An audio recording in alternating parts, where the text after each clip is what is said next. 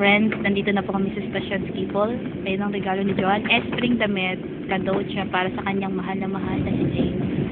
Nagsalita na po ang driver ng train. Nandito na po kami sa Station Airport, Skipol. Now we're here now. Hawak kamay. Hawak kamay. Kaya natin yan. Kaya natin to. Di ako susuko. Tabo ng mundo para sa'yo. Ay, ayan, nababala tayo mga kaibigan. Sa mga kaibigan. Hindi ako. Kasi may isip. Baka may naiwan. Ayan.